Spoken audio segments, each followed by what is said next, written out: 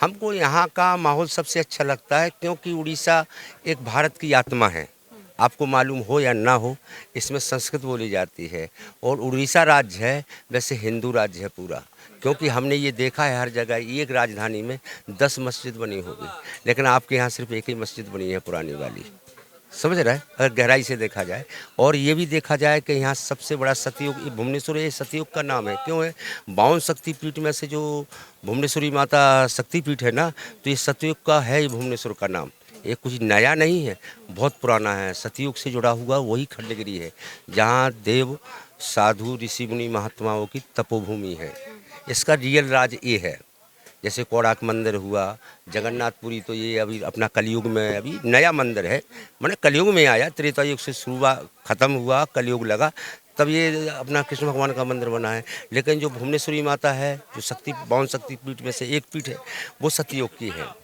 बड़ी बात है ये जो तंत्र मंत्र साधना यहाँ पे होगा, कितना मतलब देखो, लोगों के ऊपर हमारा कहने का मतलब है ये आदमी के माइंड पे डिपेंड करता है। जैसे मान के चलो आपने गुटखा खाया तो गुटखा का नशा आपको आएगा, इनको नहीं आएगा। अगर जो जैसा मन अन्न खाएगा उसका वैसा मन होगा। हैं, तंत्र साधना और मंत्र साधना उसी को प्राप्त होती है जो अच्छी, उसका मन शुद्ध होता है। और जो दुष्ट आत्मा होते हैं वो चाहे कितने की भजन कर ले, कितनी बलि चढ़ा ले, कुछ भी कर ले, उसको कुछ भी हासिल नहीं होता है और उनके करने से कुछ होता भी नहीं है। और अगर ये एक साधु है या ये कोई तपस्वी है, अगर वो सच्चे मन से और अच्छे उपकार करते हुए कोई भी काम करे तो उसके साथ हमेशा परमात्मा रहती है। क्योंकि सत्य की विजय होती है। असत्य की विजय बहुत जल्दी होती है लेकिन वो थोड़े समय के लिए, और जो सत्य की विजय होती है वो हमेशा जन्म जन्मांतर के लिए होती है। सबको अध्यात्म की चिंतना के साथ रहना चाहिए या नहीं? हैं? अध्यात्म की चेतना के साथ रहना चाहिए या नहीं? किसके साथ? अध्यात्म की चेतना के साथ नहीं, नहीं, चेतना के साथ रहना चाहिए। क्योंकि जो साधना होती है, जो ध्यान होता है, अगर आप कोई भी करे, अनभिक करे, दुष्ट करे, कोई भी करे, उसको तुरंत असर होगा। अब जैसे हम हवन करते हैं, कोई भी हमारे साथ में 108 आहुति देके उससे तुरंत जो है नेगेटिव ऊर्जा भागेगी, पॉजिटिव आएगी। उसको खुद पता चल जाए, कैसे ही पाखंडी हो वो कह के हमें ऐसा नहीं लग रहा है, लेकिन उसको लगेगा। क्योंकि उसमें जो है शक्ति डाली जाती है। जो हमारे गुरुजी ने शक्ति दी है वही शक्ति आपके ऊपर हम जो है मतलब देते हैं, और वो अच्छी होती है कि नेगेटिव भागती है, पॉजिटिव आती है। आप जैसे ध्यान करो, ओम का जाप अभी 108 बार करिए आंख बंद करके। आप पहले लगेंगे छोटी होती जा रही, प्रकोप बहुत विशाल हो गई। और अगर आपकी कुंडली जागृत हो गई तो आप यहाँ से साधना करेंगी तो उस तरफ का देख सकते हैं। ठीक है। लेकिन क्या है, ये इसका जो है लोप होता जा रहा है। क्यों होता जा रहा है?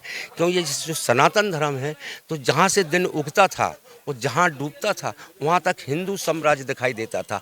आज अपने हिंदुओं में क्या है, वो पूछते बाबा क्या है, बाबा तू कैसा है, बाबा तू कहाँ से आया है, कुछ कहते। क्योंकि आजकल राजनीति खेली जा रही महात्माओं के साथ में हैं। और जो संसारी लोग हैं वो इतना राजनीति खेलते हैं कि जो अच्छा साधु हैं उनको भगाना चाहते हैं। जो वो पैसे वाले, जो ऐसे ही काम करने वाले हैं, उनको रखने की कोशिश की जाती है। हैं? अब इसका उदाहरण तो नहीं है, समय आने पे हम ये बात आपको और इसका आगे हम बताएंगे, वाइस देंगे।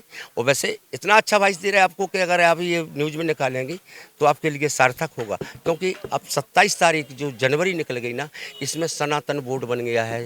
कहाँ? कुंभ में। अब जितना सनातन की जिम्मेदारी हो गई वो नागा साधु के ऊपर हो गई। नागा साधु, क्योंकि हम लोग सनातनी होते हैं और शुद्ध सनातनी होते हैं। अब आप लोग अपनी गंवारी अवस्था में कुछ भी हमसे कह सकते हैं, पर हम वास्तव में पक्का सनातनी है और पक्का नागा है।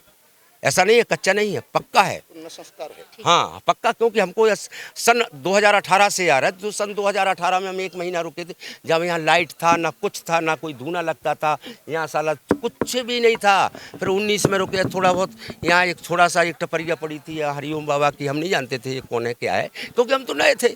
हम आपके राम के मंदिर पर आए, राम के मंदिर से बोला कर खंडगिरी में जाओ, वहाँ कुछ मिलता है। तो जहाँ हमारा धूना लगा है इसी के नीचे हम लेटे रहते थे। कहाँ 1 महीना लेटे, बिल्कुल नंगे, कपड़े वपड़े कुछ नहीं। कई लोग आते थे, जब हमको समझने लगे कि बाबा तो पानी दे देता है ठीक हो जाते हैं, बाबा तो कुछ भी दवाई बता देता है ठीक हो जाते हैं।